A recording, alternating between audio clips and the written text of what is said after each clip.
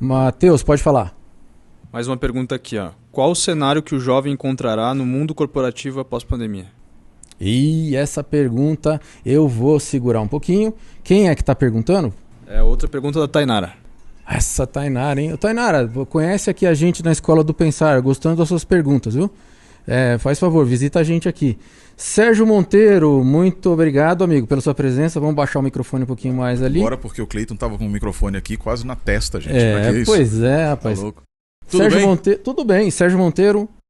Prazer, José Paulo, tudo bem? Prazer, Sérgio. Prazer imenso. Enorme. Prazer miserável estar aqui com vocês hoje. De novo, voltando de férias, né? Tava passeando por aí, estive na Argentina. Um calor, gente. Sobe um pouquinho o volume do Sérgio, por gentileza. Um calor. Eu peguei 43 graus lá. Assim, na verdade. 43 ali pra baixo, Argentina? Na Argentina. Na verdade, um domingo lá nós pegamos 46 graus numa cidadezinha chamada Loreto. Vamos responder a pergunta da Nayara. Nayara, é isso? Tainara. Então, repetindo a pergunta dela agora, Matheus. Qual o cenário que o jovem encontrará no mundo corporativo após a pandemia? Eu vou pedir para que o Paulo responda essa e se o Sérgio depois puder dar uma rebatida, vamos lá. Opa! Olha, a pandemia ela só acelerou os processos do mundo, né? Na realidade, muita coisa que era feita presencialmente passou a ter que ser feita online. Você pega várias instituições de ensino, por exemplo, que eram um pouco resistentes a fazer o trabalho remoto, né? E após a pandemia tiveram que se adaptar. Ótimo. Perfeito. Então, assim, eu acho que isso acelerou e o cenário pós-pandemia, muitas empresas hoje, por exemplo, elas estão trabalhando com os funcionários remotos, o Twitter, o Facebook, até a empresa que eu dirijo. Quer dizer, então, e o cenário de trabalho em casa tem que ser mais disciplinado, focado, estabelecer os horários. Mas eu acho que a pandemia só está acelerando o processo que era natural, né? Esse cenário não vai mudar, então? Não volta mais como era antes? Não, porque hoje em dia você pega a maior empresa de alocação de escritórios do mundo, né? A WeTransfer aí anunciou agora que está tendo um problema gigante, porque a vacância dos prédios, na realidade hoje as empresas descobriram que dá para trabalhar home office com ferramentas sociais de gestão. Bem mais barato, menos risco de acidentes. E qualidade de vida, né? Qualidade de vida, mas assim, eu trabalhei muito tempo na IBM, trabalhei durante muitos anos na IBM, fui arquiteto de soluções e gestor de projetos lá também, DBA, fiz de tudo na vida lá também, fiquei muitos anos. E uma das coisas que a IBM sempre reclamava era justamente o fato de que o custo de reso, né, que é o ambiente que a pessoa trabalha, era muito alto. É ar-condicionado, é telefone, é cadeira. A cadeira tem que ter uma posição ergométrica. Tudo isso era muito caro, muito caro. Eu me recordo na época lá, casa de milhares de reais por posição. Por posição. E quando a IBM trouxe dos Estados Unidos a cultura, eu fui o primeiro funcionário da IBM Brasil a trabalhar em home office, o primeiro funcionário técnico da IBM. Eu cheguei para o meu gerente e falei assim: brother, como é que é o negócio do home office aí agora? Aí ele falou, a partir de hoje, o funcionário que quiser trabalhar... Que ano estamos falando? Só para você ter uma ideia. É melhor a gente não falar disso não, porque fica complicado, o pessoal vai porque o pessoal vai pensar que foi o ano passado. Pô. Não, foi muito antes. Na verdade, foi na década do final do ano, no início dos anos 2000, tá? Por volta dos anos 2000, ali por volta de 2003, 2004 mais ou menos. Aí ele me trouxe já essa cultura. E aí eu pedi, falei, não, eu quero trabalhar no home office. Ele falou, beleza, assina aqui, eu vou mandar agora para o RH, você pode ir para casa já. Que top. Paga isso, vamos pagar aquilo outro, vai fazer assim. Mas uma das coisas que você falou, Paulo, que eu tive um problema sério no primeiro momento, que era justamente a falta de disciplina. A falta de disciplina, que é alguma característica minha, em certo sentido, até hoje, né? Mas a disciplina é algo que me preocupa, até a pergunta da Tainara, eu me pergunto, como o mundo corporativo pós-moderno vai encontrar os jovens. Porque os jovens, né, pós-pandêmico, na verdade, o mundo pós-pandêmico, porque as empresas estão vendo isso. Os jovens estão preparados também, as empresas estão preparadas hoje para um ambiente híbrido ou para um ambiente totalmente online. Eu vim da área de tecnologia, eu conheço bastante desse. Então hoje é tudo cloud. Você trabalha em qualquer lugar do mundo, Follow the Sun, por exemplo, as grandes empresas hoje, Facebook, Google e etc., trabalham com Follow the Sun no suporte. Mas será que os nossos jovens estão preparados para isso? Ô, Paulo, ele falou aí, perguntou se os jovens estão preparados e falou sobre disciplina, sobre essa coisa de você estar trabalhando em casa. Como é que vai fazer? O que você acha disso aí? Tem como? Olha, sim, tem, na verdade, isso é uma realidade, né? Já existe hoje no mundo inteiro, as pessoas estão trabalhando home office. É desafiador, né? Mas é preciso que... Eu acredito muito no modelo híbrido, onde as pessoas vão para a empresa pelo menos uma vez por semana, para ter aquele momento de interação que é muito rico, né? E precisa ter indicadores de desempenho, gestores que trabalham com métricas para poder KPIs. viabilizar. KPIs, Exatamente. né? Os indicadores de desempenho, eles vão ajudar as pessoas a terem um foco. Então, só funciona o home office quando tem objetivos muito claros. Olha, quais são as suas entregas, né? Como que a gente mede isso? E aí se estabelecem reuniões curtas, por exemplo, onde eu trabalho tem reuniões diárias de 15 minutos. As dailies. A gente chama de MCI, de metas crucialmente importantes, onde se discute alguma questão ali e tal. Quer dizer, eu acho que pequenas reuniões compactas a gente consegue acompanhar e as pessoas conseguem avançar assim. Mas eu acho interessante isso que você está falando, Paulo, porque tem a ver com algo que eu estava lendo no seu livro. Eu dei uma lida nele, até marquei ele aqui, porque um dos aspectos que me chamou bastante atenção, muitas histórias, a história, eu até estava comentando com o professor Gui, né, sobre uma das coisas que dizia aqui, a ideia do o viajante que chega numa determinada cidade, um jovem, né, eu vou tentar contar aqui, você conhece melhor do que eu, e ele pergunta para um senhor, essa cidade é boa? Ele perguntou, como era a sua cidade anteriormente? Aí ele diz, olha, minha cidade era uma droga, etc. Não, aqui é igualzinha. É igualzinha. E aí quando vem o outro, ele fala, cara, vai embora. Depois vem um outro jovem e pergunta, que essa cidade é boa? Como era a sua cidade anteriormente? Olha, a cidade é maravilhosa, assim, é igualzinha. E o neto pergunta para ele, avô, o senhor é um homem, sempre foi honesto, etc. Mas para um deles o senhor mentiu. Ele falou, não menti, porque os seus problemas você traz consigo. Né? Então a cidade vai ser tão boa quanto você mesmo. Eu achei fantástica essa história. Achei fantástica. Que top, mano. Porque trazendo para o ambiente corporativo, eu tinha uma diretora que ela dizia assim, a IBM será sempre tão boa. Falando de IBM naquela época, uma das grandes empresas, ela dizia assim, e eu sei também de outras também, porque eu já trabalhei com Microsoft e algumas outras empresas, que a empresa ela é um reflexo daqueles funcionários que estão ali. Então não adianta você sair reclamando de uma empresa, você está reclamando de você mesmo. Porque você faz o ambiente corporativo em certo sentido. Mas no outro aspecto que eu queria trazer aqui, na verdade, é isso que você colocou, um outro aspecto aqui do livro que eu achei legal demais aqui, que está na página 67. O nome do livro, só porque ele tem outros livros, né? Esse aqui é o Lições último... para você construir negócios exponenciais. Esse é o último. Sim. Esse foi o último. Quantos livro. você tem? 24. Tem quase o mesmo número de empresas já. Falta um aí. Está atrasado nos livros, hein? Tem que... Falta um. Mas eu achei fantástico isso aqui, e aí para esse aspecto do mundo corporativo. Diz aqui, ó. Outro grande erro de muitos empreendedores é não treinar, não transferir conhecimento e não desenvolver o time. Se isso não ocorrer, você não criará sucessores e ficará preso a 1 ou 2 empreendimentos. E aí tem um negócio muito legal, não tenha medo ou vaidade de passar para frente tudo o que aprendeu. Prepare as pessoas para o próximo degrau. Se seus liderados crescerem, o resultado será seu crescimento. Nesse contexto que a gente está falando de home office, é uma pergunta que eu queria te fazer aqui nesse sentido. Será que os gestores estão preparados para uma cultura de home office? E eles estão treinando, trazendo essa cultura também para as empresas? Eu falo, e aí eu vou trazer já de repente... Né, você está falando dos gestores de uma maneira geral. Gestores de maneira geral, não de forma específica, não na área de TI, etc., mas o gestor de uma forma geral. A velha empresa e etc. Será que o gestor consegue lidar com as pessoas que... está preparado, melhor dito, para lidar com as pessoas que têm mais esse perfil de híbrido ou online, ou a gente ainda vai sofrer muito com isso? Excelente pergunta. É mais desafiador, sem dúvida nenhuma, as pessoas estarem em casa.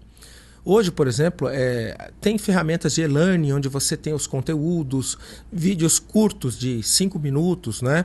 Coisas muito compactas, com materiais, a gente chama de user-friendly, né? Informação amigável e compacta.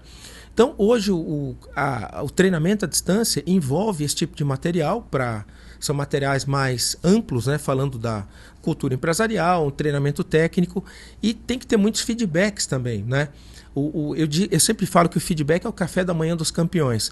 Os gestores têm que estar habilitados para dar feedbacks assertivos.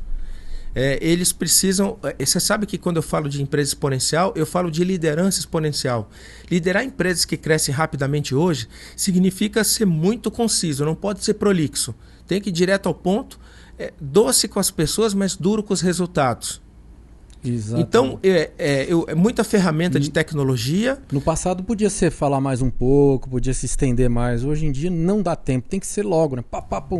Eu acho que assim, você pode ser direto sem ser descortês, mas Não dá tempo mais hoje de você ficar fazendo algumas coisas que antigamente até dava, né? Hoje quando o tema é um pouco mais complexo, delicado, aí tem que marcar uma reunião ou tem áreas de apoio que podem ajudar.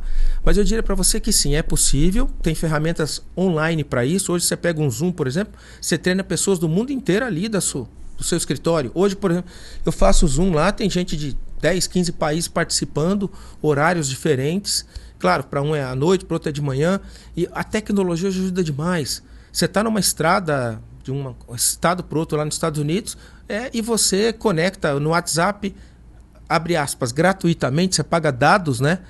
Com qualquer lugar do mundo. Então, eu acho que a tecnologia ajudou muito esse processo de treinamento e sincronismo. Então, Sérgio, a pergunta que ele respondeu, pelo que eu ver se eu sintetizei, entendi, ele está dizendo o seguinte: pode ser que não estejamos totalmente preparados, mas todas as tem a possibilidade de aprender. Todos os conteúdos estão aí à disposição para aprender.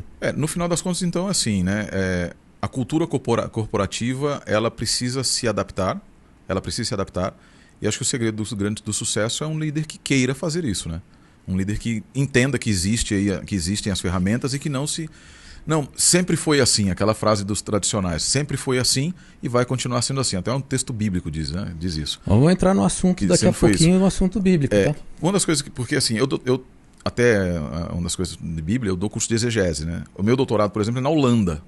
Eu faço um doutorado na Holanda. Eu tenho um dos meus orientadores é da África do Sul e o outro holandês. Tudo online? Tudo online, totalmente online. Então eu tenho reunião com alguém que está na África do Sul, com outro que está na Holanda, e a universidade fica na Holanda. E quando eu faço os treinamentos de exegese, de interpretação da Bíblia, eu tenho pessoas que estão em Portugal, pessoas que estão em Angola, outros que estão na Argentina e muitas pessoas de várias partes do Brasil. Eu acho que essa cultura de globalização, trazendo para... Acho que ela está em todos os aspectos da nossa vida. A sala de aula dele é global.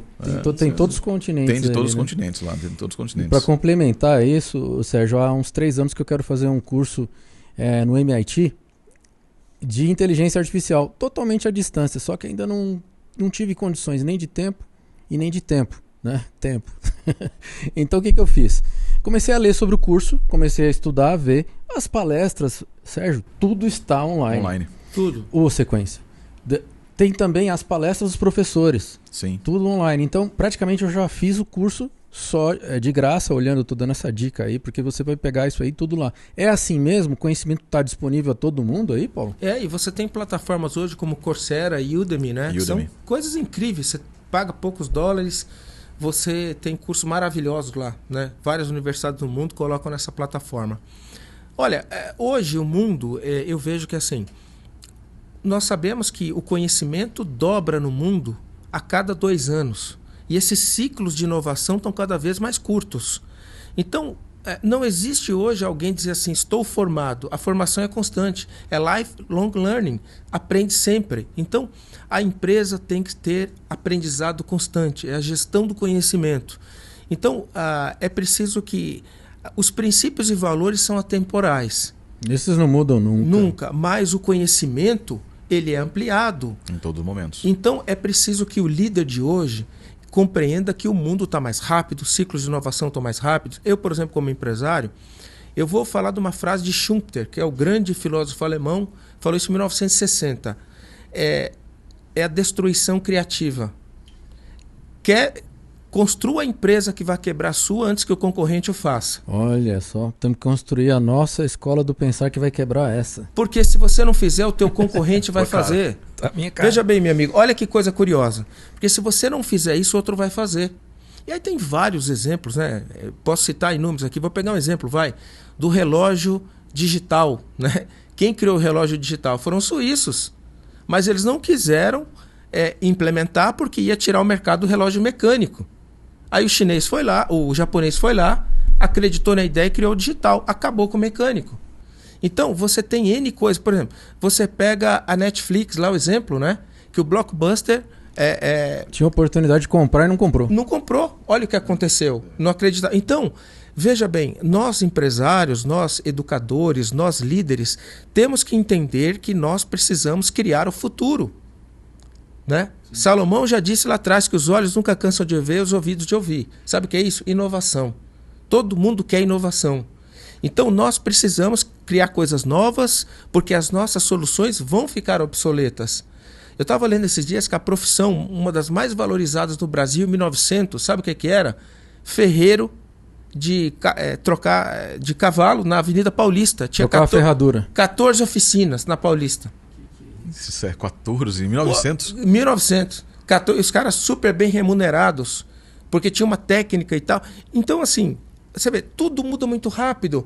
Eu me formei em engenharia eletrônica, quer dizer, eu aprendi com o chip Z80, 8 processadores. Acho que você começou com os 80 também. Eu tive tive um TK-85. Tinha o TK-85, Z80. Você lembra? Rapaz, hoje em dia... Fita, né? Aquela fita que a gente colocava para programar. E hoje em dia, essas coisas... Então, assim, se nós não nos atualizarmos... E sabe, Sérgio, esses ciclos de inovação estão cada vez mais curtos. Hoje, por exemplo, eu vejo... O rapaz estava me falando do TikTok lá.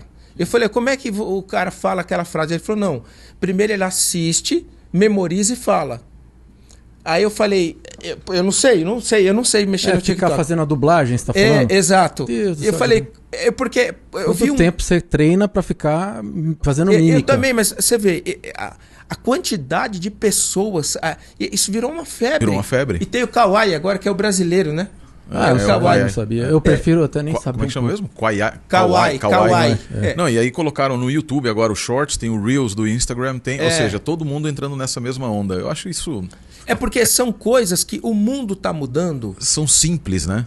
E a gente precisa entender que esse mundo tem coisas que impactam diretamente nos nossos negócios. Eu estava vendo caras que ficaram milionários no TikTok com milhões de views. Teve um cara que está milionário lá sem falar uma só palavra. Ele mostra... Esse aí eu conheço, que é o que faz assim e assim. Né? É o Kebilene. Exato. Então, perfeito. Cara mostra o cara dando uma marretada no prego, ele faz... Isso é top aquilo lá. Eu sou fã daquele cara. Eu também gosto muito dele, gosto muito daquele menino lá. Assim, eu fico olhando, às vezes, falando, gente, por que eu não tive essa ideia? Por quê, né? Eu não sei, porque eu tava preocupado demais lendo hebraico, essas outras coisas lá. Vai falar no hebraico ali, daqui a pouco eu queria conversar um pouquinho sobre por exemplo, esse versículo de Salomão que ele falou agora. Você sabe exatamente lá no original? A gente pode dar uma olhada. Pode dar uma olhada no original? No hebraico aqui. Beleza, você que está assistindo a gente do Podmakers, se você não se inscreveu ainda, se inscreve, deixa o seu like. E eu vou para mais uma pergunta agora para a gente poder dinamizar, inclusive valorizar a participação sua do ouvinte. Compartilhe esse link aqui agora para você participar desse bate-papo com o Paulo, José Paulo, PhD. Ele também tem esse livro que foi lançado agora, está no Amazon, que é o muito Lições. Muito. E essa história que você contou agora do livro eu achei fantástica, né? Vamos curar os nossos problemas primeiro para depois ir tentar ver se a gente muda de cidade, ou muda de país, ou muda de estado, né? Às vezes o problema está dentro da gente, né? Eu sempre falo, cara, seja um cara que onde pisar os seus pés, que se abençoe o lugar. Que top. Sim. Cara, seja um abençoador. Onde pisar, não é? Isso é bíblico? É bíblico. Que você abençoe, meu amigo, porque o ambiente nós criamos. Você sabe, tem uma história do Papa João Paulo II, Karol Wojtyla? É que ele está olhando, vou guardar o do Karol Wojtyla, ele está olhando já no original, aquela que você falou, do Salomão, para ver. Agora pode falar do João Paulo II. Esse cara, ele estava lá nos campos de concentração e ele fazia teatro com um pedacinho de pedra. E as crianças, os velhos sorriam naquele caos com esse cuidado que ele tinha com as pessoas, né? Então você veja que coisa interessante, num ambiente dramático, alguém que trazia algum momento ali diferente. Eu assim, não quero entrar em polêmicas, esse papo eu não admiro, mas para mim o João Paulo II era um santo. Karol Wojtyla, é esse mesmo, é esse. É ele. Um homem santo de Deus, que homem extraordinário, tá? E que fantástico essa história, eu não sabia que ele fazia teatros com pequenas pedrinhas já desde a infância. Nos campos de concentração. Nos campos de concentração. Inclusive porque ele era polonês, né? Sim. Sofreram muito na mão dos... Estou distanciando aqui, Paulo. Muito. Próximo. O livro está no Amazon, chama-se Lições para você construir negócios exponenciais. Não perca esse livro, é um compêndio. Eu estou aqui no começo, aqui mais ou menos o livro, mais ou menos nessa faixa. E é um compêndio de tudo aquilo que eu já acreditava ou já tinha ouvido e muitas coisas que eu nem imaginava que existiam. Muita novidade nesse livro. Uma das coisas que eu achei legais, Paulo, é que ele não é um livro que você tem recheado de teorias, né? Na verdade, as Só teorias coisa prática. são coisas práticas, né? O que eu achei legal, eu peguei o livro essa semana, né? E assim, eu li quase, acho que eu li umas 100 e poucas páginas dele aí. Você tá mais adiantado que eu, hein? Você segura aí para acompanhar você. Não, fica tranquilo que vai dar certo, tá? E aí tem muitas ideias. Um negócio muito legal do livro é porque assim, são suas experiências, né? Muitas das suas experiências. Então, várias vezes as lições são contadas em primeira pessoa. Então, quando eu fiz tal coisa assim na empresa tal, eu fiz assim dessa outra maneira, eu errei em outros lugares, eu fiz isso, fiz aquilo outro. Então, não é uma expressão em espanhol que é o sábelo todo, que é o sabe tudo, né? O sabe tudo falando do ponto de vista de quem não viveu apenas na teoria. Mas assim, amigo, eu já passei por aí. Esse caminho que eu estou te ensinando é o caminho que eu já passei. Então, eu posso te dizer com excelência onde está bom, onde está errado. Quer ir para a direita ou quer para a esquerda? E tem os gráficos exemplificando ali o livro, todo ele é ilustrado, né, para mostrar o silogismo que você vai seguindo, né? Pessoal, muito legal. Vamos continuar aqui conversando com o Paulo, com o Sérgio Monteiro. Nós vamos falar um pouquinho sobre Bíblia, sobre os originais, enquanto ele está ali pesquisando o que o Paulo falou. Já achou? Eclesiastes 1:8. Eclesiastes 1:8. Você que tenha mais uma pergunta aí, coloca aí embaixo. Vamos ver se a gente está tempo aqui da gente ler. Por favor, Matheus, manda aí. Vamos lá. A tecnologia, o avanço da tecnologia... Quem é a pessoa? O Everton. O avanço da tecnologia aponta para um controle único de governo? Essa é uma pergunta quase teológica, né? Paulo. Essa eu vou deixar para o mestre aqui responder aí. Eu tenho uma opinião, mas o Sérgio certamente é um grande estudioso no tema. Eu acredito o seguinte, na verdade não aponta sim para a unificação de governos. Aponta. Agora tem que tomar cuidado porque, vejam, eu tenho a conceituação de tecnologia está errada já no nosso mundo de hoje. Todo mundo pensa que tecnologia é isso aqui. É celular, é computador, é microfone, etc. Everton, tá? Mas tecnologia não é. Tecnologia, a definição... Você precisa conhecer o Everton depois, viu, camarada? Ele que ajudou a escrever o livro também. Ah, tá? Legal, Everton. Top. Parabéns, viu? Tecnologia, na verdade, a conceituação básica de tecnologia é o conjunto de habilidades humanas. É um conjunto de habilidades. Isso aqui é ferramenta de tecnologia. Então, assim, quando a gente fala de tecnologia, o que a gente está dizendo? Nós estamos falando do conceito básico de tecnologia efetiva, que é todas as habilidades humanas, elas estão convergindo para um governo único? Não. Agora, a utilização de ferramentas tecnológicas, eu trabalhei em grandes dessas empresas, por exemplo, estou vendo o Paulo aqui com a camisa do Google. A maior produtora de conhecimento hoje no mundo é a Google, praticamente. Você tem a biblioteca de livros digitalizados do Google é fantástica. A gente utiliza em doutorado, em PhD, você tem condições de utilizar o Scribd. É um pouco maior que a de Alexandria que pegou fogo. É um pouquinho maior, né? Assim, ela está só com quase todos os livros do mundo. Então, essa centralização, você tem... já se dizia que conhecimento é poder. E a disponibilização do conhecimento, ela vai ficando cada vez mais restrita. E aí eu ouvi o Paulo dizendo ali que, por exemplo, do chamado capital social. E o capital intelectual, não no sentido de copyright, etc. Mas quem detiver o conhecimento teórico, as fontes de conhecimento, vai deter o poder também. Então, se você consegue concentrar isso, você acaba dominando, de certa maneira, o mundo. Você acaba dominando de certa maneira. Obviamente que na pergunta do Paulo... Do Everton, desculpa. O Everton mais está perguntando, eu tenho quase certeza, perguntando a respeito de ferramentas potenciais de controle. Ferramentas de controle. Quem controla o conhecimento controla as pessoas. Ele não está falando ele não perguntou de um poder político. Não. Eu acredito também assim, hoje a gente sabe, e eu já falei aqui, falei para alguns jovens aqui na escola também, na Escola do Pensar, a respeito do Digital Twins. Digital Twins é uma característica fantástica de manipulação de engenharia social. Manipulação de massa através de algoritmos que são utilizados baseados em Big Data, criados pelo Google, com o Big R, etc. Digital Twins, você consegue fazer uma simulação de você mesmo dentro do computador. Dentro do computador, ou seja, você existe como um avatar dentro de um ecossistema Hadoop, de um ecossistema Big R, etc. do Google. Então, assim, você tem medo disso, Sérgio? Eu não tenho medo disso, não. Por que eu não tenho medo disso? Aí é quando a gente retorna para si. Minha posição como teólogo, como pastor, é necessário que isso aconteça. Eu não devo ter medo daquilo que foi profetizado, porque tudo isso antecede a realização do potencial máximo da humanidade, que é o retorno de Jesus, de acordo com a Bíblia. E aí nós vamos ter aquela tecnologia que nós falamos antes, como conjunto de habilidades humanas, no seu máximo potencial. no seu máximo Está potencial. falando na Terra renovada. Na Terra renovada. Então, quando nós chegarmos nessa Terra renovada, nós não vamos precisar de ferramentas tecnológicas que vão suprir as falhas da tecnologia como uma habilidade humana. Ao contrário, qualquer coisa que eu precise, eu não vou precisar entrar num computador e pedir para o Google, ou para o antigo Yahoo, ou para o Alta Vista, etc., me dizer alguma coisa. Eu vou ter aqui. Até porque no céu, você com a noção de céu aqui, tá baixo o meu microfone, viu? Não sei Tá baixo eu mesmo. tô ouvindo ele bem, mas não tô me ouvindo bem. Até porque se no céu tiver que ficar segurando um tablet, um negócio que eu não tô muito afim mais de ficar segurando na mão, para ficar me informando. Paulo? Não, eu acredito que a tecnologia, assim como o Sérgio comentou bem, como as ferramentas, os instrumentos, eles proporcionam uma comunicação mais globalizada, né? As informações são globalizadas. De certa maneira, o acesso à informação passa a ser mais democrático, né?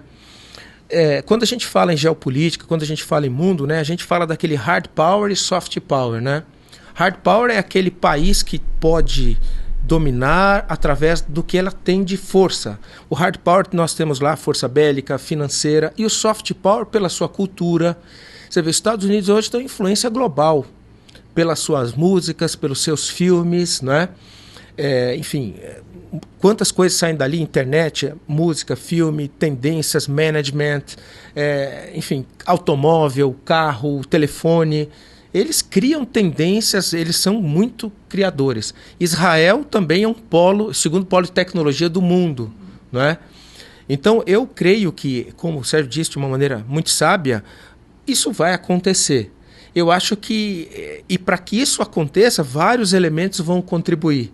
De soft power, de hard power, tecnologia e outros fatores para que chegue nesse ponto. Eu não sei, alguns dizem que é um colapso mundial na economia, que vai anteceder outros eventos, mas isso de alguma maneira vai acontecer, né? É uma profecia bíblica, né? Eu acho legal, por exemplo, essa questão de multipolaridade no mundo atual. A desordem da ordem, por exemplo, né? Que existe um ordenamento político hoje. E hoje nós falamos assim, para que haja um poder centralizado, certas liberdades vão ter que ser tiradas. Elas precisam ser tiradas. E já estão começando. E aí é exatamente isso que eu ia dizer. Na verdade, nós estamos vendo já, e não é de agora, na verdade já existe essa ideia, que é uma ideia de política do caos. Na época, por exemplo, dos ataques às torres lá, no ano seguinte eu fui para os Estados Unidos, lá depois do ataque às torres, e eu estive na Universidade do Texas e assisti algumas palestras lá, né? Lá o pessoal, lá na Universidade do Texas, o pessoal, eles têm aquela ideia de que aquilo dali, o ataque às torres gêmeas foi algo planejado dentro dos Estados Unidos, internal jobs. Lá é padrão. Existem outras pessoas que, não, isso é teoria da conspiração, etc. Não vou entrar nesse mérito. Mas eu achei interessante a ideia de que, assim, para que se busque um determinado comportamento do ser humano, eu preciso implementar um catalisador. E de que maneira é o catalisador? Por exemplo, os americanos, quando se perguntava para o americano médio, você estaria disposto a entregar as suas liberdades individuais para se manter mais seguro nos Estados Unidos? Eles falaram, não, de maneira nenhuma. Por quê? Porque existia aquela sensação do Superman, né? O American Dream. Quando eu escutei o Paulo falando sobre o American Dream, a criação do American Dream, a criação do super-homem, dos super-heróis, etc. Só que quando você tem algo que parece que é a criptonita do Superman americano, logo em seguida refizeram a pesquisa e disseram, não, estamos dispostos sim. E o que você tem? Para nos proteger dentro do nosso país, nós percebemos que nós temos fragilidades. E de onde advêm as fragilidades? Do excesso de liberdades. Então o americano médio, na pesquisa, comparando as duas pesquisas, eles disseram, nós estamos dispostos sim, se for necessário, para que nós possamos nos sentir seguros dentro do nosso país. Então, deixa eu ver se eu entendi. Antes do 11 de setembro, tinha um jeito de pensar que eles não estariam dispostos a render suas liberdades individuais. Tá, e logo em seguida, depois de 11 de setembro, eles já estão dispostos a fazer qualquer coisa para poder se sentir mais seguro? Exatamente. Há um livro francês chamado September 11, The Road to Tyranny, que ele fala exatamente sobre isso. É um caminho para a tirania. Então, quando o Paulo falou, por exemplo, de catástrofes, etc. A Bíblia prevê catástrofes em Lucas. Jesus previu catástrofes que aconteceriam. E ele fala algo interessantíssimo no livro de Lucas, que ele diz assim, na terra, angústia das nações. O que significa angústia das nações? A angústia das nações é uma expressão comum semita, hebraico, antiga, que significa que os governos não saberiam o que fazer. Poxa, é agora. É exatamente o que nós estamos vendo. Paulo, você lembra quando você, antes dos Estados Unidos, antes do 11 de setembro e depois do 11 de setembro? Lembro até onde eu estava, né? Quem que não lembra, né? Pois é, eu também lembro. O que eu vejo, tá? Tem uma série na Netflix que fala como nasce um ditador. Toda vez que existe o caos, você pega a Alemanha, por exemplo, por que Hitler teve a ascensão, Mussolini? Porque estava, depois do Tratado de Versalhes, lá na Primeira Guerra Mundial, a Alemanha estava numa situação desfavorável. E aí, você vê, o cara foi tão maquiavélico que tinha um ministro da propaganda, etc. Então, criou... Por que ele conseguiu ter o controle na Alemanha? Porque criou-se uma coisa que não era verdade, e com isso... A narrativa, né? A narrativa extremamente forte, os cartazes, né? Demonizando os judeus e tal. Então, a mesma coisa Mussolini, as grandes tiranias. Então, como que eu vejo? Para que haja um governo único, é preciso que haja uma crise mundial ou algum perigo externo, onde todos tenham que se unir para se proteger desse perigo externo, né? Mas o que o Everton colocou lá, quer dizer, é um fato que isso vai acontecer, né? E sobre os Estados Unidos, é um país realmente com características muito patrióticas, muito... Nacionalista, né? Muito, demais. Sabe? A cada 10 casas, 8 tem uma bandeira na porta, etc. E tal. E agora, na iminência de um problema maior, todos querem a proteção de alguém que possa dar a proteção. Não é verdade? E eu acho interessante, porque nessa questão de multipolaridade, eu acho muito legal, porque assim, o poder hegemônico hoje são os Estados Unidos. O poder hegemônico hoje. E quando é que um poder hegemônico... E ele começa a perder... nós vimos por aí surgindo Guerra Fria. E hoje quem é que desafia o poder hegemônico americano? China. Né? É a China. Mas se você for... Quando você... Nesse palanque de poder, nesse jogo de poder... Você consegue perceber assim, a China tem poder militar, bélico, para enfrentar os americanos? Se você comprar os 5 maiores exércitos do mundo, eles não têm o poder bélico americano. Eu estou começando a ficar com medo, porque, desculpa, é um assunto que a gente pode marcar para, inclusive, continuar esse papo sobre a China, porque a gente fica pensando, será que eles também estão crescendo de forma bélica que pode um dia superar os Estados Unidos? Mas aí é que está o ponto. Mesmo que eles consigam superar belicamente, eles não vão superar economicamente, em termos de política e etc., de influência. Não vão conseguir. A influência só para você ter uma ideia, depois agora do Covid... A taxa de rejeição chinesa no mundo aumentou tremendamente. Exato. O soft power do chinês é muito baixo. O americano tem um alto soft power. A influência da cultura americana é mundial. A música, o cinema, a tecnologia. Entende? Perfeito. Então, esse soft power faz com que o mundo esteja do lado daquela nação que exporta. Exatamente. E é por isso que ela é profeticamente importante. Sim. E tem outra coisa, o americano sempre protegeu Israel, aí já vamos entrar. Sempre. Vamos entrar também na parte questão profética. Dispensacionalista, etc. Então, assim, essa amizade com Israel faz com que todo mundo cristão ele está disposto a entrar numa guerra contra qualquer outro país se os Estados Unidos entrarem. Então, esse ponto é extremamente importante porque aí entra a questão hegemônica. Por exemplo, quem é o maior credor da dívida americana? A China. Mas quem é o maior comprador de produtos chineses? Os Estados Unidos. Os americanos dizem para eles assim, ó, se vocês executarem a minha dívida... Pois não, pode ir lá, a gente vai batendo papo aqui. Vai lá. Aqui é assim também, depois ele vai, eu vou também lá no toalete lá. Pois é, se vocês executarem, a gente continuando aqui, se você executar a minha dívida, eu não compro mais de você. E aí a China olha e fala, então vamos deixar assim, vamos do jeito que está. Então, essa é a Guerra Fria atual. Mas, Sérgio, depois um dia você pode contar pra gente onde é que tá a China na profecia, porque eu eu não entendi ainda como é que vai... Ela tá lá em Daniel 11. Ela está em Daniel 11. Inclusive, a gente tem aqui, nós temos aqui os nossos estudos de Daniel, que nós vamos retomar daqui a pouco, e já estamos preparando sobre Daniel 11, e aí nós vamos ver um pouco como a China entra nesse cenário de poder. Mas o grande sacada disso aqui é a seguinte, tá, Júnior? Depois a gente vai mais a fundo. Na medida em que um poder hegemônico se sente ameaçado, ele tem duas coisas. Ou ele capitula, ou ele se fortalece. E aí é quando entra a China. A China na minha visão, a China é um catalisador do alavancar do poderio americano para a última batalha humana. Poxa vida, então eu preciso conhecer mais sobre isso. Sérgio, eu lhe convido também. Agora, para acompanhar o Sérgio, como é que faz, Sérgio? Você pode me acompanhar em 2 lugares, principalmente. Você pode me acompanhar no meu canal, no canal Pastor Sérgio Monteiro. Pastor Sérgio Monteiro, isso é lá no canal do YouTube. No canal do YouTube, no Instagram, e também shs.monteiro. E também Peraí, vamos repetir. shs.monteiro no Instagram. E nós temos, é claro, aqui nós temos o nosso podcast de eventos finais. Aqui também, você pode acompanhar no YouTube também, no Eventos Finais. Na Escola do Pensar. Na Escola do Pensar. Canal Eventos Finais. Canal Eventos Finais. Então a gente tem trabalhado isso aqui também. Curiosidade agora. Quem está ali, daqui a pouco mais uma pergunta. E também nós vamos falar aqui, depois eu vou também tirar água dos joelhos. E qual era o versículo que você falou de Salomão? Eclesiastes 1:8. Foi Eclesiastes 1:8, né? Como é que está no original, pastor? כל הדברים יגעים לא יחול, איש לדבר לא תשבע עין לראות, ולא תמלל הזה משמוע.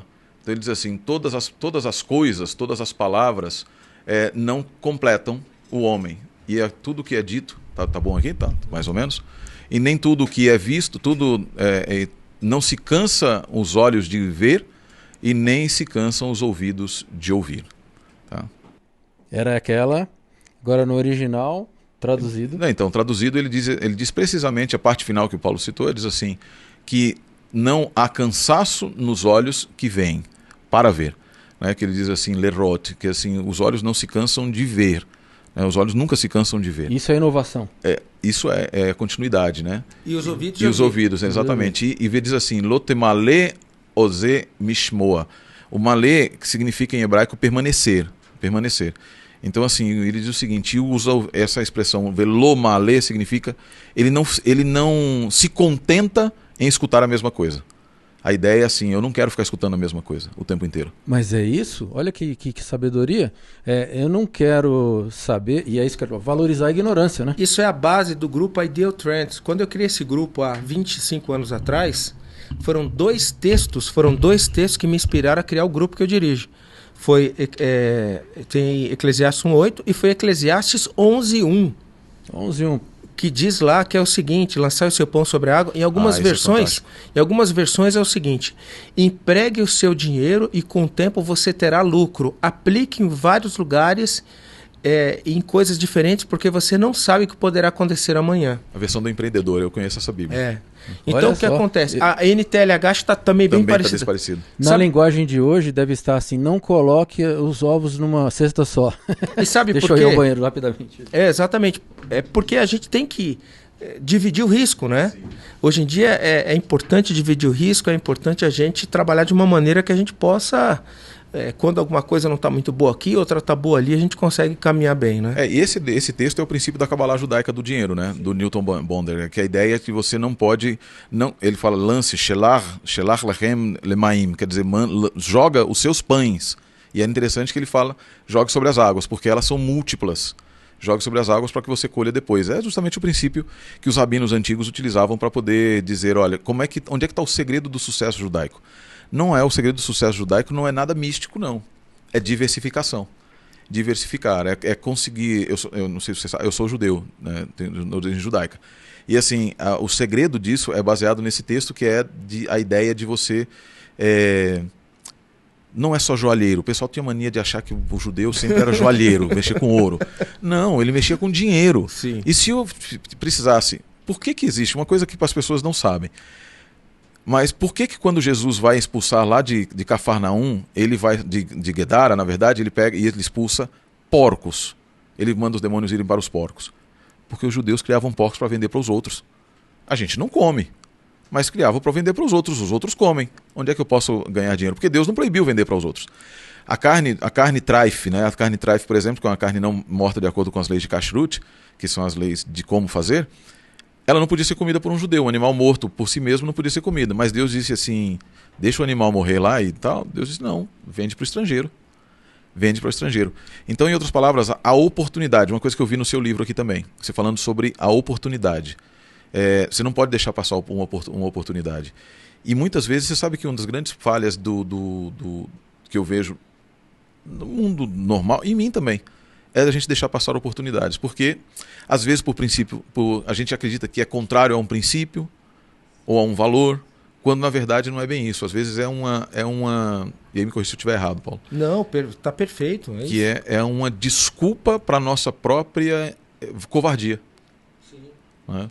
E eu várias vezes você fala aqui do livro a respeito eu estava ouvindo você contar a história da fábrica. Sim.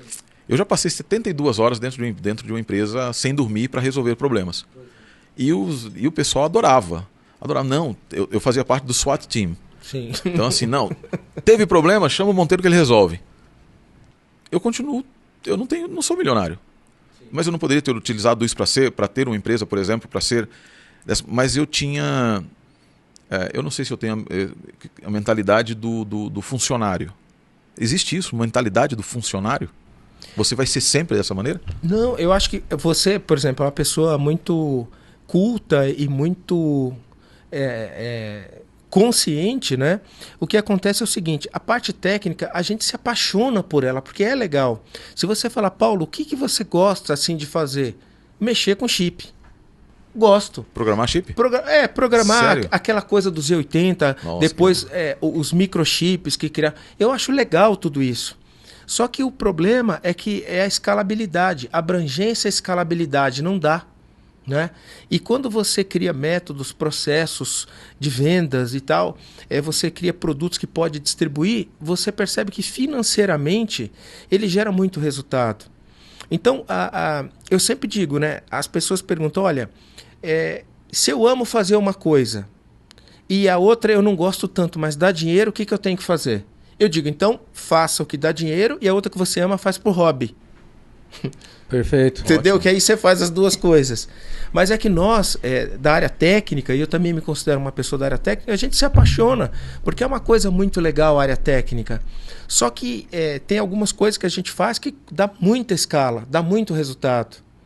Você pega, a gente está com um projeto de banco digital. Quando você entende a mecânica de um banco, que o produto dele é dinheiro, ele capta dinheiro barato e vende dinheiro caro. Quer dizer, é um processo exponencial de resultado financeiro. Você pega no último trimestre aqui, o lucro do Itaú foi o banco mais lucrativo do mundo. Uau. E como é que qual o principal produto do Itaú Crédito? Capta 0,5% ao mês e empresta 10,5%. Como é que a gente pode fazer isso? Falta um pouco de teto aqui, ali. Pode falar alto. 6h15 já. Não, tudo bem. Nós vamos ter que fazer uma pausa, porque o Paulo também tem que sair daqui para uma reunião. Nós já vamos para os finalmente, né? Mas nós queremos... Eu estava falando sobre o banco ganha pra caramba, mas está faltando dividir melhor essa riqueza, porque o que eu estou vendo gente sofrendo está muito grande. Mas esse é assunto para outro dia. Eu não sou Ficaram vários assuntos para outro dia. Ficaram demais, e eu quero só fazer o seguinte. Você que está aí assistindo a gente agora, se você puder gostar do assunto, inscreve-se no canal. Nós estamos há 2 meses agora, pequenininho o canal, mas vamos ter mais assuntos aqui. Vamos ter sempre o Paulo aqui, está convidado a vir mais e mais vezes. Sérgio, você de onde estiver do mundo, você vai estar sempre, você também lá dos Estados Unidos, a gente pode colocar aqui, vamos conversando. Você que está assistindo agora, quiser deixar mais uma pergunta, pode deixar. Eu agora vou chamar o Matheus. Matheus, tem participação aí? Tem uma pergunta boa aqui. Muitas pessoas possuem trauma com dogmas religiosos. É possível seguir Jesus e manter seus ensinamentos sem seguir a igreja? Puxa vida, hein? Olha, Paulo, eu quero ouvir você primeiro e depois quero matar pastor. Vai guardando aí.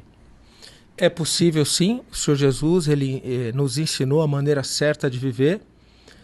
Ele pode ler lá Filipenses capítulo 2, que vai entender que o Senhor Jesus veio aqui para ser o padrão ideal, né, para nós. Agora a igreja ela é muito importante porque brasa longe do fogo apaga. Então você precisa estar com outras pessoas para um fortalecer o outro. Então é muito bom você estar aí, é agradável, é gostoso, é uma coisa muito especial, né? Mas é possível sim servir ao Senhor Jesus sem isso acontecer. E eu acredito que esse receio que as pessoas tenham, porque infelizmente, né, nós temos no mundo aí a indústria da fé, né? Existem muitas instituições que têm um objetivo mercantil, objetivos outros que não é realmente ensinar aquilo que o Senhor Jesus veio nos ensinar. Mas eu acredito que é possível, mas as igrejas têm um papel muito importante para poder manter as pessoas conectadas, aprendendo e vivendo bem em comunidade. Complementando, Sérgio, o que o Paulo falou agora, eu me lembrei, pastor Enoque de Oliveira, último sermão no Brasil, ele já estava com câncer, né? E nós fomos lá, tivemos a oportunidade de dizer isso assim, você pode atravessar o sermão ali no IAE, era o antigo IAE, hoje é o NASP, né? E ele no sábado de manhã pregando disse, você pode atravessar o Oceano Atlântico a nado, mas não é muito mais, vamos dizer assim, coerente se você pegar um navio? Essa é a ideia. Eu entendo da seguinte maneira, não é fazendo um contraponto ao que o Paulo disse, não, mas assim, complementando na verdade, eu acho que assim, seguir Cristo indica necessariamente você querer fazer parte do povo de Cristo. E ao fazer parte do povo de Cristo, você necessariamente está como numa eclésia, e uma igreja. Você está numa igreja. Agora, o grande problema é que as pessoas confundem igrejas com denominações. A igreja de Cristo, ela é uma igreja fundada por ele, que se baseia dentro nos princípios e valores e regras das Escrituras. E eu diria, na verdade, o seguinte, com Cristo é possível, inclusive, ser curado dos traumas dogmáticos, dos traumas dos dogmas. E eu concordo, e aqui o Paulo é uma frase que eu gosto muito, a indústria da fé. A indústria da fé. E eu tenho falado o seguinte, muitas vezes, uma certa feita, aproveitar aqui que são pessoas de histórias, né? Me chamaram para fazer uma unção de uma pessoa, pediram para que eu orasse pela pessoa. Eu falei, eu vou, tá bom, vou orar. E eu fui, orei, fiz uma oração. Só para o jovem entender, unção é quando a pessoa já está muito dodói, né? E já sabe que vai perder, que vai morrer, e o pastor é chamado para poder fazer uma oração de cura. De cura. Porque assim, a Igreja Católica pratica a extrema unção, que é para morte. Nós utilizamos o texto de Tiago, dizendo que a unção irá levantar um doente. E a família me pediu. Não era uma família da mesma denominação que eu pertenço, né, a Igreja Adventista, mas não tem problema. Eu fui. E aí eu chegar lá a pessoa, ela pediu para orar, a família pediu para orar, eu orei, fiz a unção, a pessoa estava vegetando, ela não respondia. Rapaz, ela quase morreu aquela noite. E depois me chamaram de novo, pedindo para eu refazer a unção. Eu falei, não refaço. Vocês precisam agora deixar a pessoa, a sua mãe, vocês precisam entender que ela está sofrendo, mas ela está se agarrando à vida porque ela está vendo o sofrimento de vocês. Ela não está completamente inconsciente aqui. E nós ficamos um trabalho com as pessoas com a família, e eles disseram, ok.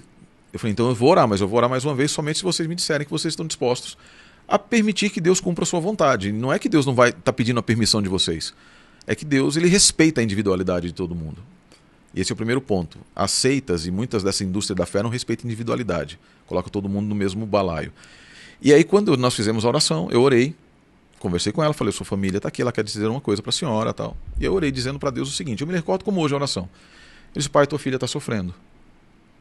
É tua filha.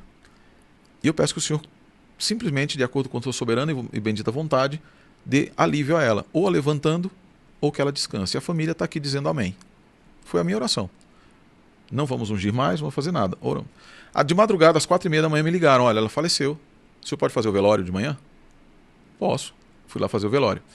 No velório, a tia dela, a irmã dela, chegou para mim e falou, pastor, os meninos estão brigando, estão discutindo, etc. Tal. Eu falei, não, tudo bem. Aí no sermão do velório, eu falei, olha, a mãe de vocês gostaria que vocês estivessem unidos sempre e que vocês não brigassem, etc. E eles acharam que eu tinha recebido uma profecia de que eles estavam brigando. O que aconteceu? Passou tudo, eles ficaram achando que eu tive revelação. Eu orei, a mulher faleceu. De manhã eu fiz o velório, parece que tive uma revelação. O que eles fizeram no domingo pela manhã? Me ligaram e falaram, pastor, nós temos aqui um monte, tem uns móveis, uns negócios, etc. A gente queria te dar. Eu falei, por quê? Eu vou... Não, porque o senhor é homem de Deus, então o senhor fez, etc. Não, e a gente quer dar uma oferta, etc. Eu falei, mas por que eu quero alguma coisa disso? Eu não quero nada disso. Eu falei, gente, agora imagine na indústria da fé. E aí são os traumas dogmáticos que foi o Everton também, né? Não, foi o Luiz. Que o Luiz perguntou. Luiz Mente. Luiz Mente. Um abraço pra você, Luiz Mente. Você é top, velho. Um abração, Luiz. Olha, então, que é isso que o Paulo colocou também. eu preciso aqui dar um braço a torcer. Muitos desses líderes dessas igrejas da indústria da fé, eles são líderes com uma capacidade de convencimento tremenda. Persuasão, né? Persuasão fantástica. A fragilidade do ser humano no momento de hoje, ele é... você está sempre falando para alguém que está desempregado. Você está sempre falando para alguém que está com um parente no hospital. Nesse momento aqui, eu estou com meu tio internado na UTI, em Vitória da Conquista. Minha mãe está indo para lá. Eu pedi para o pastor de lá ungí-lo no domingo. Então, você está sempre falando para alguém que está passando por necessidades. E aí entra a capacidade de observação, eloquência e persuasão. Se você é um líder, um bom líder, isso também está aqui. Bons líderes eles sabem observar onde está a necessidade de treinamento dos seus liderados, das suas empresas, onde estão que a gente estava conversando quando você foi dar aquela voltinha, onde estão as oportunidades que ele pode buscar e como ele pode persuadir as pessoas a vender o seu produto. Isso, em termos de religião, é o trauma dogmático. Quando tudo isso acontece de uma maneira em que a pessoa não usa isso para levar a pessoa mais próxima de Cristo, mas para roubar, a pessoa entra num processo de traumatismo dogmático. Eu conheço aqui alunos que nós temos aqui que pertenceram a determinada denominação, onde foram literalmente roubados. Você acha que falta essa liberdade na maioria das empresas e também dentro das igrejas e religiões dessas que se dizem vendendo a teologia de uma prosperidade falsa? Olha, muitas denominações, né, muitas dessas igrejas da indústria da fé, elas funcionam como se fosse um balcão de troca, né? A pessoa vai lá, dá alguma coisa para receber prosperidade, cura, alguns querem, enfim, revelação, etc. Mas o real sentido da salvação é colocado no segundo plano de uma nova vida em Cristo, uma nova criatura, né? Então isso existe, o Sérgio comentou muito bem, quer dizer, todo mundo tem problemas, as pessoas querem, só que isso não gera alívio, coisa nenhuma. As pessoas vão à procura de uma coisa e acabam não tendo nada. Eu sempre digo que eu tenho um grande medo na minha vida, que é acreditar numa mentira. É o maior medo que eu tenho na minha vida, é acreditar numa mentira. O que se faz com a mentira? Se eu te dar um balde cheio de mentira, você consegue fazer o quê? Nada. E com a verdade, se constrói tudo. Tudo é feito, na verdade, mentira. Então, muitas vezes as pessoas que querem respostas fáceis ou esse tipo de coisa encontram esse tipo de esperto. O Luiz Mente perguntou, a pergunta dele foi fantástica, porque ele disse, é possível se curar de um trauma desse? De um trauma de ter sido enganado por uma mentira? Sim, em Cristo é possível. A verdade liberta. Exato. João 8,32, né? E conhecereis a verdade vos libertará. As pessoas não entendem muito isso, até. Mas como Jesus Cristo liberta? Liberta das coisas do mundo, desse sistema de coisas, como diz o apóstolo Paulo, que é um sistema corrupto, falho, problemático. Doentio. Então liberta de tudo isso para uma realidade perfeita, que é a realidade do Senhor Jesus. Então essa liberdade, quando a pessoa tem um encontro com o Senhor Jesus, de verdade, genuíno, ele se liberta de todas essas coisas. O processo, sabe que um dos apóstolos que eu mais gosto é André, porque ele que apresentou outros dois para Jesus. Apresente por isso que eu digo, faça o ID, apresente ao Senhor Jesus, que o resto é com ele, né? Quando você apresenta, o Espírito Santo vem, aí está tudo certo. Tudo completo. Sobre a empresa que você me perguntou, eu acho que todos os líderes na empresa, primeiro que toda empresa tem que ter uma cultura muito clara, né? Na empresa que eu trabalho é a cultura do sonho grande, meritocracia, integridade, liderar pelo exemplo, resultado e tal. Então toda empresa tem que ter uma cultura. O que é uma cultura? É um sistema operacional. Para você rodar o Word não tem que ter Windows, para você rodar um aplicativo no Mac não tem que ter o iOS. Sim. Só que a base, é uma bandeja. Só que as empresas não têm isso bem desenvolvido. E a grande batalha de competitividade de empresas está na cultura, não está em produto. Produto não tem, é um agora, é outro amanhã, outro depois. A cultura tem que ser bem formatada. Uma cultura bem formatada, por exemplo, no meu caso, eu tenho 95% dos líderes formados dentro da empresa. Olha que cultura de formação de líderes. Puxa, isso é um exemplo. Eu tenho vários, os nossos vice-presidentes hoje começaram como trainee na companhia. Eu não tenho um vice-presidente, só tem um diretor que foi contratado de mercado. Entre diretores e vice-presidentes nós somos 25. Todos, 24 formados por mim. Que legal. Então, Muito cara, bom. é incrível isso daí. Então, o que eu digo para você é o seguinte: então, primeiro tem que ter uma boa cultura, todo mundo crescer nessa cultura, então as pessoas têm que ter autonomia para decidir. Eu não posso, tem um diretor e tem as pessoas abaixo, etc., fazer uma ingerência e dizer que ele pode ou não trocar alguém. Ele tem que ter autonomia dentro da cultura para tomar as decisões. Deixa eu perguntar um negócio. Essa liberdade, inclusive para a liderança de departamento? Sim, todos têm que ter. Por quê? Veja bem, o meu objetivo, nós temos que ter o resultado, desde que atingido de maneira ética e que respeite as normas da empresa. Então, a pessoa tem que ter autonomia. Veja, um exemplo que eu sempre falo, olha, se você mandar alguém embora e você não tiver outro para colocar no lugar, não vai te dar prejuízo na operação? Claro.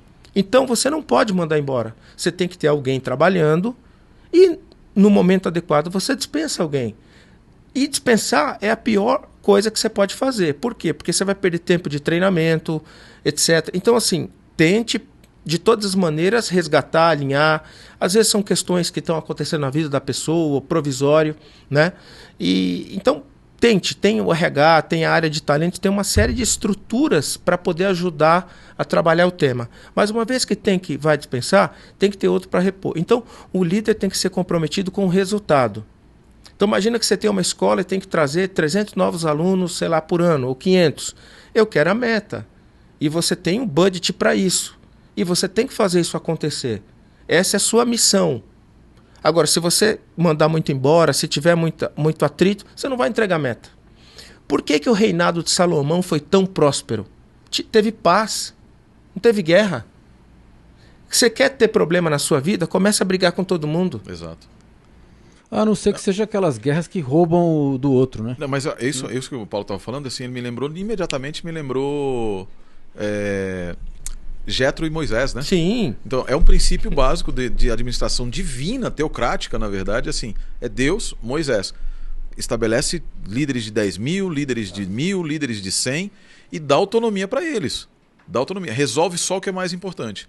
Eu acho que esse princípio é um princípio, aquele que quiser ter sucesso na vida empresarial, é um princípio bíblico de governo, que eu acho que faz todo sentido, faz absoluto sentido. E eu vejo que o contrário é verdade também, né? Um líder muito centralizador, ele acaba impedindo que os outros cresçam e acaba impedindo que sua própria empresa também cresça. Ou há a possibilidade, pergunta aqui de leigo também, há a possibilidade de uma empresa com um líder centralizador ela crescer?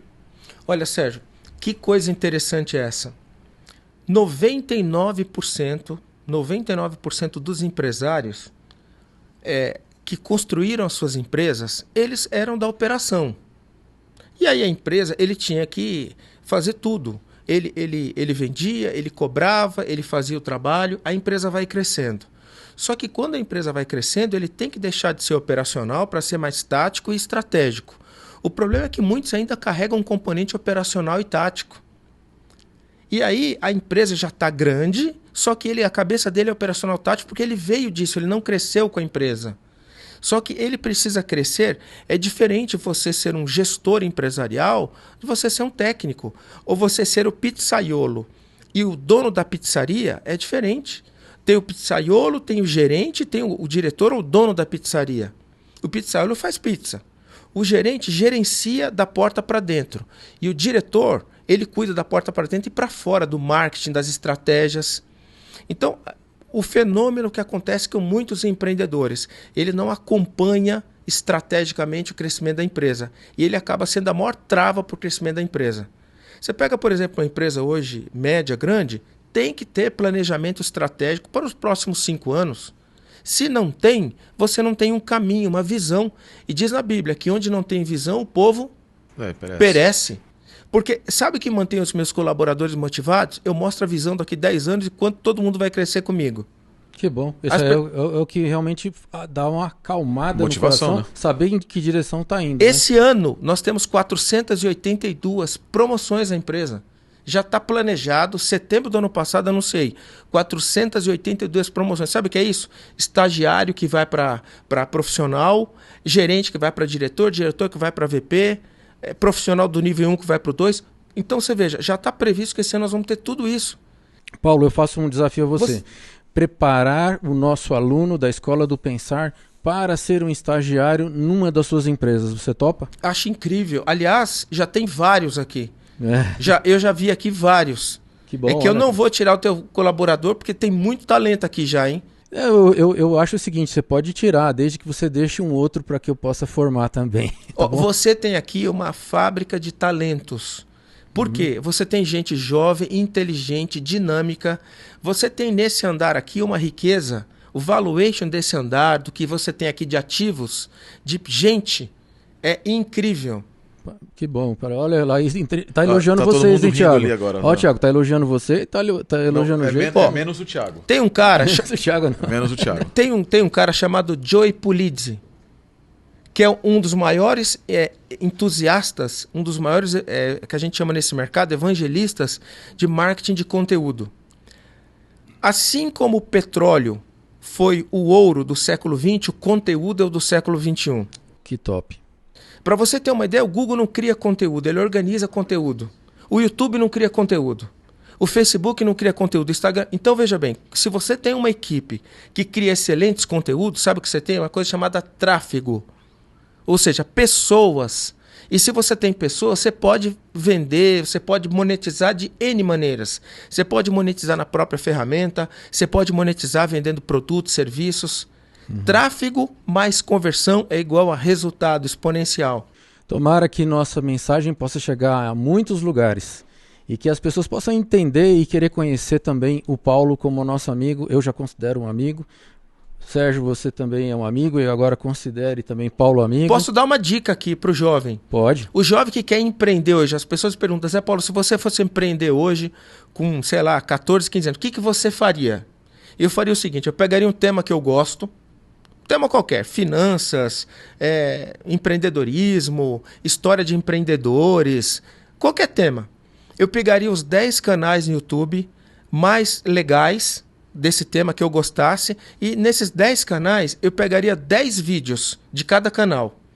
Portanto, eu teria 100 vídeos, 10 vídeos mais relevantes. Então eu pegaria os 10 canais e os 10 vídeos mais relevantes, ou seja, seria 100 vídeos.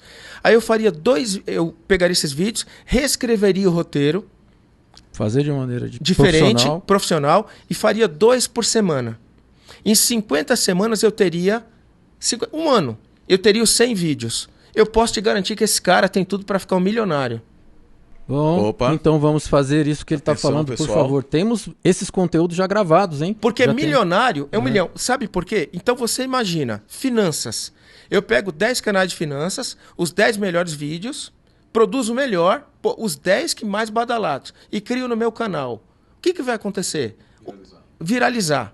Vou ter muito tráfego. Só o que a ferramenta me paga, e se eu vender um livro lá por R$2 sobre gestão financeira pessoal, empresária, eu vou ter muito resultado. E por quê? Hoje em dia nós temos que entender que a plataforma está pronta.